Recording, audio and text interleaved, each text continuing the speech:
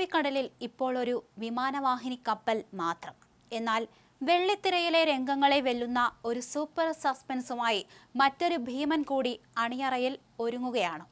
അതെ, പശ്ചിമേഷ്യയിൽ വീണ്ടും യുദ്ധമേഘങ്ങൾ ഉരുണ്ടുകൂടുന്നു എന്ന ഞെട്ടിക്കുന്ന റിപ്പോർട്ടുകളാണ് ഇപ്പോൾ പുറത്തുവരുന്നത്. ലോകം ശ്വാസം അടക്കിപ്പിടിച്ച് കാത്തിരുന്ന ഇറാൻ ആണവ ചർച്ചകൾ പാളിയിരിക്കുന്നു. പിന്നാലെ അമേരിക്ക ഒരു വമ്പൻ നീക്കത്തിന് കോപ്പുകൂട്ടിയിരിക്കുകയാണ്. നിലവിൽ മേഖലയിൽ സാന്നിധ്യം അറിയിച്ച് നിൽക്കുന്ന USS എബ്രഹാം ലിങ്കൺ എന്ന കരുത്തന് കൂട്ടായി രണ്ടാമതൊരു വിമാനവാഹിനി കപ്പൽ കൂടി മിഡിൽ ഈസ്റ്റിലേക്ക് അയക്കാൻ പെന്റഗൺ ഒരുങ്ങുന്നു എന്നതാണ് ഏറ്റവും പുതിയ ട്വിസ്റ്റ്. വെർജീനിയ തീരത്ത് പരിശീലനം പൂർത്തിയാക്കി നിൽക്കുന്ന ആരെയും വിറപ്പിക്കുന്ന USS ജോർജ് H.W. ഈ സെക്കൻഡ് ഹീറോ റോളിലെത്താൻ സാധ്യതയുള്ളത് ഇതുതന്നെയാണ്.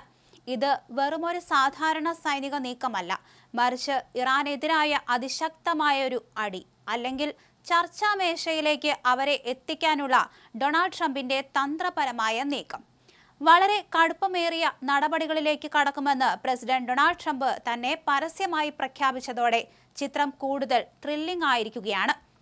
ഇത്തരത്തിൽ അപൂർവമായ ഒരു കാഴ്ചയാണ് ഒരേ സമയം രണ്ട് വിമാനവാഹിനി കപ്പലുകൾ ഒരു മേഖലയിൽ തന്നെ നിലയുറപ്പിക്കുന്നത്. ഇത് ഒരു സമ്പൂർണ്ണ യുദ്ധത്തിനുള്ള സന്നാഹങ്ങളായും അല്ലെങ്കിൽ ഇറാനെ ചർച്ചാമേശയിലേക്ക് എത്തിക്കാനുള്ള അമേരിക്കയുടെ അവസാന അടവായും വ്യാഖ്യാനിക്കപ്പെടുന്നുണ്ട്. ഓപ്പറേഷൻ മിഡ്നൈറ്റ് ഹാമർ പോലുള്ള പേരുകൾ കേൾക്കുമ്പോൾ തന്നെ ഒരു ഹോളിവുഡ് ആക്ഷൻ ചിത്രത്തിന്റെ ഫീൽ തന്നെ.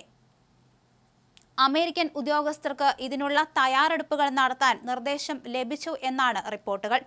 വിന്യാസത്തിനുള്ള അന്തിമ ഉത്തരവ് ട്രംപ് ഇതുവരെ ഒപ്പുവച്ചിട്ടില്ലെങ്കിലും ഏതാനും മണിക്കൂറുകൾക്കുള്ളിൽ ആ നിർണായകമായ ഒപ്പ് വീണേക്കാം എന്നാണ് ഔദ്യോഗിക വൃത്തങ്ങൾ സൂചിപ്പിക്കുന്നത്. അറബിക്കടലിൽ ഉരുക്കുമലകൾ പോലെ രണ്ട് ഭീമാകാരൻ കപ്പലുകൾ നിലയുറപ്പിക്കുമ്പോൾ പശ്ചിമേഷ്യയിൽ ഇനി എന്ത് സംഭവിക്കും? ഈ വമ്പൻ നീക്കത്തിന്റെ ക്ലൈമാക്സ് എങ്ങോട്ടായിരിക്കും എന്ന് കാത്തിരുന്നു കാണാം. എന്തായാലും ഇറാൻ ഒരിക്കലും വിട്ടുവീഴ്ചയ്ക്കില്ല എന്ന നിലപാടിൽ ഉറച്ചു തന്നെ നിൽക്കുകയാണ്.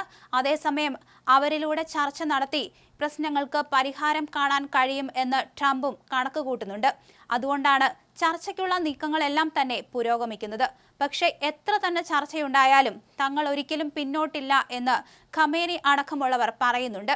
അതുകൊണ്ട് തന്നെ ഏതൊരു സാഹചര്യത്തിലും യുദ്ധം വേണം എന്ന നിലയ്ക്ക് ട്രംപും നിൽക്കുന്നുണ്ട്. അതുകൊണ്ട് തന്നെയാണ് ഈ രണ്ട് വിമാനവാഹിനി കപ്പലുകളും നിലയുറപ്പിച്ചിരിക്കുന്നത്. ഇറാനും അവരുടേതായ രീതിയിൽ തന്നെ അമേരിക്കയ്ക്കെതിരെ പട നയിക്കും എന്നാണ് കരുതപ്പെടുന്നത്. അതുകൊണ്ട് തന്നെയാണ് ട്രംപ് ഇത്തരത്തിൽ യുദ്ധവിമാനങ്ങളെ പോലും സജ്ജമാക്കി നിർത്തിയിരിക്കുന്നത്. ഏതൊരു നിമിഷവും ഇതൊരു യുദ്ധത്തിലേക്ക് നീണ്ടേക്കാം എന്നും പറയപ്പെടുന്നുണ്ട്. അതുകൊണ്ട് തന്നെ ലോകവും ഭീതിയിൽ തന്നെയാണ്.